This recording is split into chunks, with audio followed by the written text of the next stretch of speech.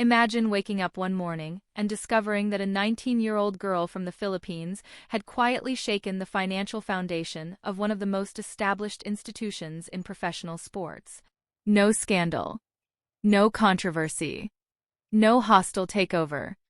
She just showed up, smiled at the camera, and billions of dollars started moving in her direction. And the organization that was supposed to benefit from her talent? Left standing at the door, watching the money walk right past them. That is exactly what happened to the WTA. And nobody saw it coming. This isn't a story about tennis. Not really. This is a story about power. Who holds it, who loses it, and how fast it can shift when culture moves faster than institutions can keep up. Because what Alex Eala did to the women's tennis commercial world wasn't aggressive. It wasn't calculated sabotage. It was something far more dangerous to the establishment. It was completely natural.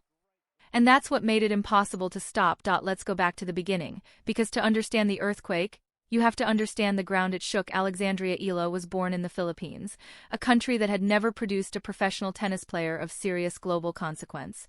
She wasn't supposed to be the one who changed that. But from a young age, there was something different about her.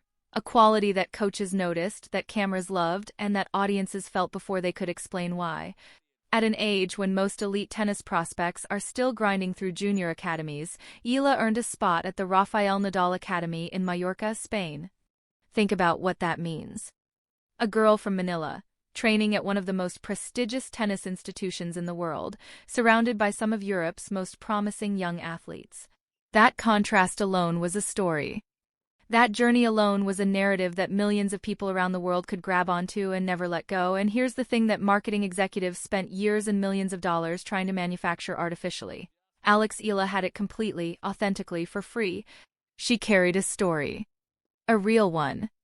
A cross-continental, multi-generational story about sacrifice, ambition, and a young woman carrying the hopes of an entire nation on her shoulders. When Southeast Asian fans watched her play, they weren't just watching tennis. They were watching themselves. When Filipino families gathered around screens to follow her matches, they weren't just following an athlete. They were following a dream that finally looked like it might actually come true. Privately, marketing executives began calling it something remarkable. They called it a great cultural convergence. And they wanted in. The brands noticed her long before the WTA rankings reflected what was obviously happening. By the time Eala was beginning to make real noise on the professional circuit, her social media following had already blown past players ranked significantly above her. But follower counts alone don't make corporations move billions of dollars. What made analysts genuinely do double takes was the engagement. The emotional investment. The percentage of her audience that wasn't passively scrolling past her content but was actively sharing it, responding to it, and building communities around it. Those numbers weren't just impressive for a tennis player. They were exceptional for any athlete in any sport anywhere on the planet. And the moment that data started circulating in corporate boardrooms, something shifted. Sportswear giants started making calls. Luxury watch brands, the kind that typically spend years deliberating before attaching their name to any athlete, started moving with unusual urgency. Technology companies looking for authentic ambassador voices in Southeast Asian markets, one of the fastest-growing consumer regions on Earth, saw in Eala something they had been spending years and extraordinary budgets trying to find. And then came the telecoms. Major telecommunications corporations with massive market penetration across Southeast Asia looked at her audience demographics and reportedly entered negotiations with a level of financial seriousness that stunned even experienced sports business observers. Here is where the story gets genuinely uncomfortable for the WTA.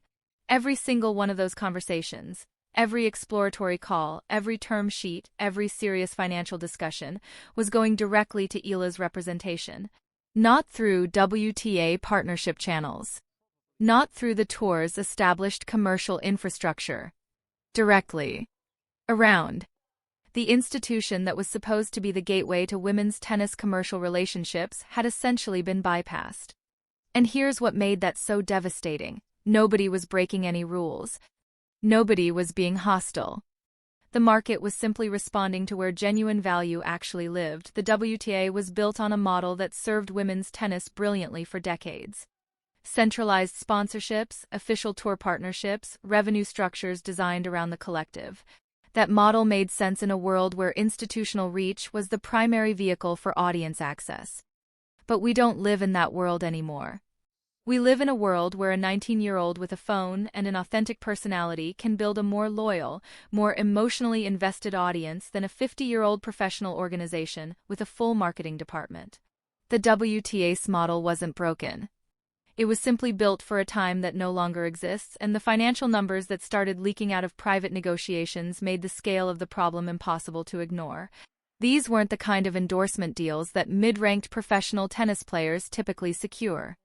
The figures being discussed in preliminary agreements, the portfolio value being projected across multi-year commitments, reportedly placed Eala in commercial conversations normally reserved for established Grand Slam champions. Billions. Not millions across a career. Billions in projected value when aggregated across the full scope of what brands were proposing. What made those offers even more significant was their structure. Brands weren't approaching her team with standard endorsement contracts. They were constructing entirely bespoke arrangements, creative partnerships, ownership stakes, long-term ambassador architectures that treated Alex Eala not as an athlete endorser, but as a media entity in her own right. One industry analyst put it plainly. Brands had fundamentally concluded that her audience was more efficiently accessible by going around the WTA than through it. For the tour, the consequences of that conclusion were immediate and cascading. When sponsorship capital exits institutional structures and flows directly to individual athletes, the collective loses leverage. Other players lose visibility. Smaller tournaments lose financial streams they depend on to operate. The entire ecosystem tightens. And the athletes who feel it first aren't the ones with $100 million portfolios. They're the mid-ranked players grinding through second-tier tournaments, building careers, representing the competitive depth that makes elite tennis possible in the first place. Those players gain nothing from Eala's commercial revolution. But they absorbed the financial consequences of it with painful directness. Tour executives were having conversations behind closed doors that nobody wanted to have publicly. How does an organization maintain sponsorship relevance when one of its own members commands more individual commercial attention than the entire collective platform? How do you redesign commercial frameworks built for one era to function in a completely different one? The questions were urgent. The answers weren't arriving. And then the WTA did something that made everything significantly worse. The precise moment when decisive, confident, forward-thinking communication could have repositioned the organization's commercial narrative, the WTA's official channels produced almost nothing. No acknowledgement of the shifting landscape. No strategic statement about how the tour intended to adapt.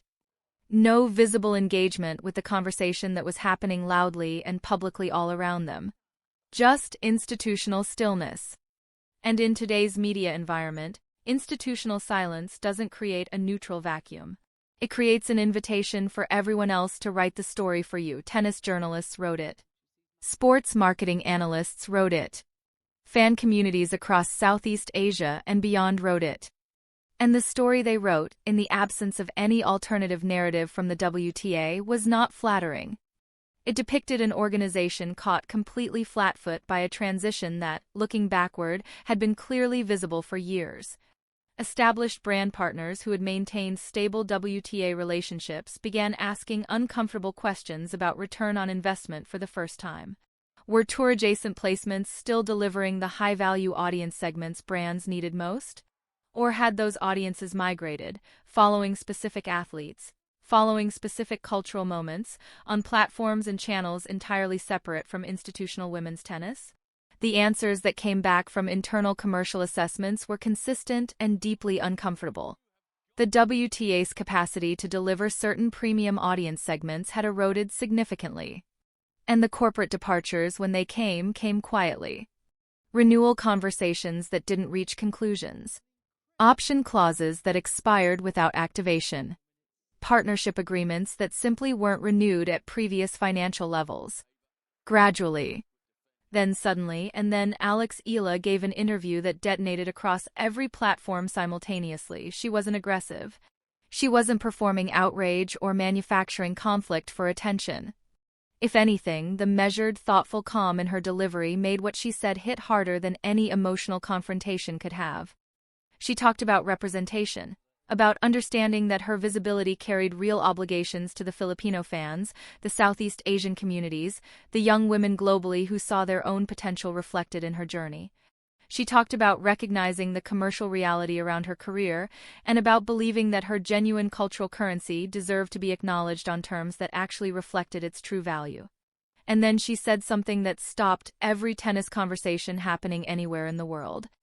She acknowledged, without anger, without self-pity, with the kind of quiet certainty that only comes from someone who has fully reckoned with their own position, that the structures around professional women's tennis were not built with athletes like her in mind. Athletes whose commercial power derives from cross-cultural resonance rather than ranking performance. Athletes whose audience relationships exist independently of any institutional framework. Athletes who challenge fundamental assumptions about how value gets created and distributed in professional sports simply by being exactly who they are. The internet didn't just respond. It erupted. Within hours, sports media was amplifying every word. Marketing industry publications were analyzing her statements with genuine academic fascination. Across Southeast Asia, fan communities that had been following her journey for years exploded with emotional pride. Clips from the interview accumulated hundreds of millions of views. Hashtags around her name dominated trending conversations across multiple platforms for consecutive days. And international media outlets that had never previously found women's tennis worthy of serious feature coverage were suddenly running major stories. Through all of it, Eala remained composed, focused on tennis, unbothered by the institutional storm swirling around her.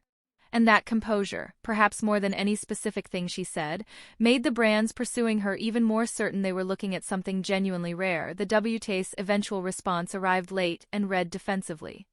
Where a genuinely confident organization would have engaged her perspective with intellectual seriousness and used the cultural moment to demonstrate adaptive leadership, the official statements felt reactive. The contrast between her stillness and the organization's awkwardness only deepened public sympathy in her direction. Here is where we land.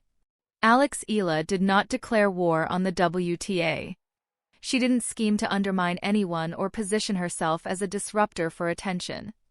She simply became too significant, commercially, culturally, emotionally, for the existing structure to comfortably contain. Brands followed real value. Audiences followed genuine connection.